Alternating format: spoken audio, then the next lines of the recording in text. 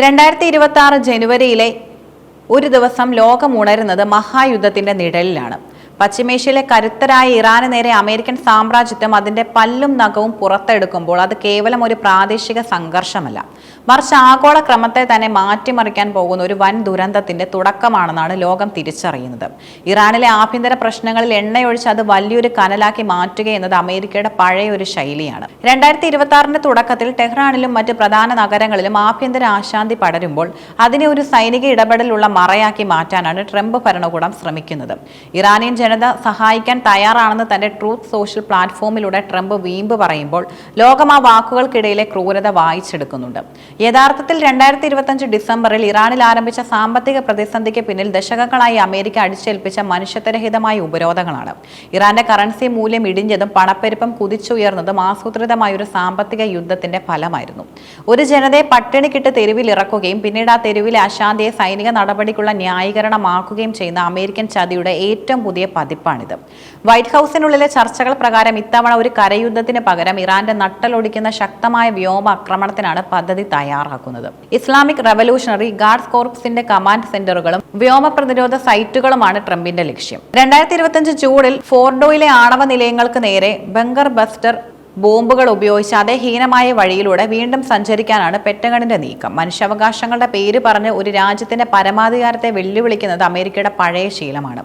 65 പേർ ആഭ്യന്തര കലാപത്തിൽ കൊല്ലപ്പെട്ടുവെന്ന കണക്കുകൾ ഉയർത്തിപ്പിടിച്ച് ഇറാന്റെ ആകാശത്ത് അമേരിക്കൻ ബോംബറുകൾ വട്ടമിടുമ്പോൾ അത് സമാധാനത്തിനായല്ല, മറിച്ച് തങ്ങളുടെ ഇന്ധന താൽപര്യങ്ങൾ സംരക്ഷിക്കാനാണെന്ന് ലോകം മനസ്സിലാക്കുന്നു.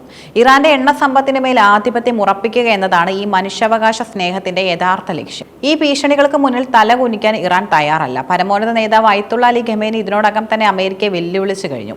ഇറാനികളുടെ രക്തം പുരണ്ട കൈകളാണ് അമേരിക്കയുടേതെന്നും കലാപമുണ്ടാക്കി രാജ്യത്തെ തകർക്കാൻ നോക്കുന്നവർക്ക് കടുത്ത ശിക്ഷ നൽകുമെന്നും ഇറാൻ വ്യക്തമാക്കുന്നുണ്ട്.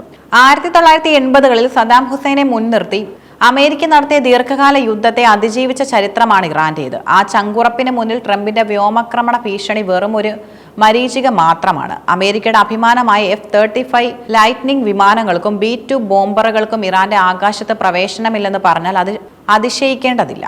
ലോകത്തിലെ ഏറ്റവും അത്യാധുനികമായ റഷ്യൻ S-400 മിസൈൽ പ്രതിരോധ സംവിധാനത്തോട് കിടപിടിക്കുന്ന ബാവർ 373 എന്ന തദ്ദേശ സംവിധാനം ഇറാന്റെ കൈവശമുണ്ട്. പാശ്ചാത്യ രാജ്യങ്ങൾ ഉപരോധം എന്ന ചങ്ങല കൊണ്ട് ഇറാന്റെ കൈകാലുകൾ കെട്ടിയിട്ടപ്പോൾ തദ്ദേശീയമായി സാങ്കേതികവിദ്യ ഉപയോഗിച്ച് ഇറാൻ നിർമ്മിച്ചെടുത്ത ഈ പ്രതിരോധ സംവിധാനം ഇന്ന് ലോകത്തെ അത്ഭുതപ്പെടുത്തുകയാണ്.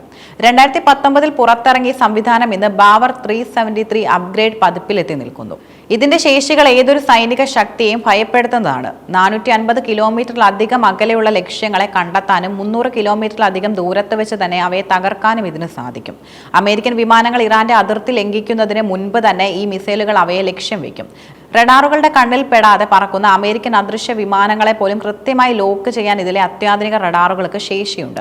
ആകാശത്ത് ഒരേ സമയം 100ഓളം ശത്രു ലക്ഷ്യങ്ങളെ നിരീക്ഷിക്കാനും അവയിൽ ഏറ്റവും അപകടകാരികളായി 6 എണ്ണത്തിനെ ഒരേ സമയം തകർക്കാനും ബാവർ 373 പ്രാപ്തമാണ്. സായദ് 4B മിസൈലുകൾക്ക് ശബ്ദത്തെക്കാൾ ഇരട്ടി വേഗതയിൽ സഞ്ചരിച്ച് ശത്രുവിനെ ആകാശത്ത് വെച്ച് തന്നെ ചാമ്പലാക്കാൻ കഴിയും. റഷ്യയിൽ നിന്നും S-300 വാങ്ങാൻ ഇറാൻ ശ്രമിച്ചപ്പോൾ അത് തടയാൻ നോക്കിയ അമേരിക്കയ്ക്ക് അതിനേക്കാൾ കരുത്തുള്ള ഒരു സംവിധാനം ഇറാൻ സ്വന്തമായി നിർമ്മിച്ചത് വലിയൊരു പ്രഹരമായിരുന്നു.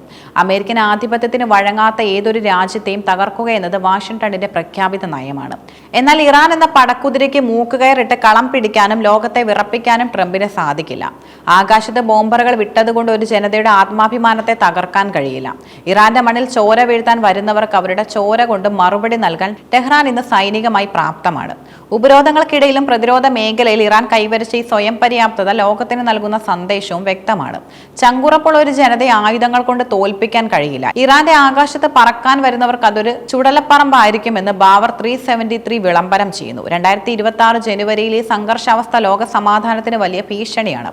അമേരിക്കയുടെ സൈനിക അഹങ്കാരവും ഇറാന്റെ പ്രതിരോധ വീര്യം തമ്മിലുള്ള ഈ പോരാട്ടം എവിടെ ചെന്ന് അവസാനിക്കുമെന്ന് ആർക്കും പറയാനാവില്ല.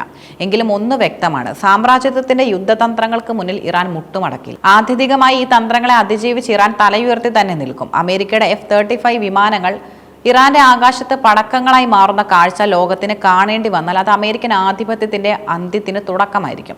2026 ജനുവരിയിൽ ഇറാൻ നേരിടുന്ന ഈ നിർണായകമായ സൈനിക പ്രതിസന്ധിയിൽ റഷ്യയുടെയും ചൈനയുടെയും നിലപാടുകൾ അമേരിക്കൻ താൽപര്യങ്ങൾക്ക് കനത്ത തിരിച്ചടിയാണ് നൽകുന്നത്.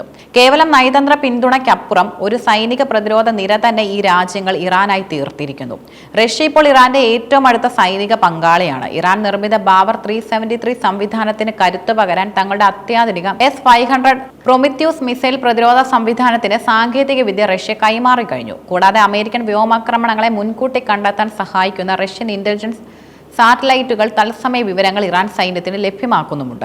ട്രംപ് ഭരണകൂടം ഇറാനെ ആക്രമിച്ചാൽ അത് റഷ്യയുടെ സുരക്ഷയെ ബാധിക്കുമെന്നും ആവശ്യമെങ്കിൽ സൈനികമായി ഇടപെടാൻ മടിക്കില്ലെന്നും മോസ്കോ മുന്നറിയിപ്പ് നൽകിയിട്ടുമുണ്ട്. ചൈനയെ സംബന്ധിച്ചിടത്തോളം ഇറാൻ അവരുടെ ബെൽറ്റ് ആൻഡ് റോഡ് പദ്ധതിയിലെ പ്രധാന കണ്ണിയാണ്. ഇറാന്റെ ഇന്ധന വിഭവങ്ങളിൽ കണ്ണുവെച്ചുള്ള അമേരിക്കൻ നീക്കങ്ങളെ ചൈന ശക്തമായി എതിർക്കുന്നു.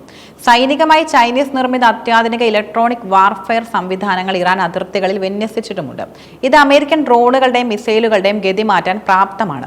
യുദ്ധമുണ്ടായാൽ ഇറാൻ ആവശ്യമായ സാങ്കേതിക സഹായവും ആയുധ വിതരണവും തുടരുമെന്ന് ബെയ്ജിംഗ് വ്യക്തമാക്കിയിട്ടുമുണ്ട്. ചുരുക്കത്തിൽ അമേരിക്കയുടെ ഏകപക്ഷീയമായ സൈനിക നീക്കങ്ങളെ പ്രതിരോധിക്കാൻ റഷ്യയുടെ കരുത്തും ചൈനയുടെ സാങ്കേതിക വിദ്യയും ഇറാന് പിന്നിൽ ഒരു കവചമായി നിൽക്കുന്നു. ഇത് ട്രംപ് ഭരണകൂടത്തിന്റെ ആധിപത്യ മോഹങ്ങൾക്ക് വലിയൊരു വെല്ലുവിളിയാണ് ഉയർത്തുന്നത്.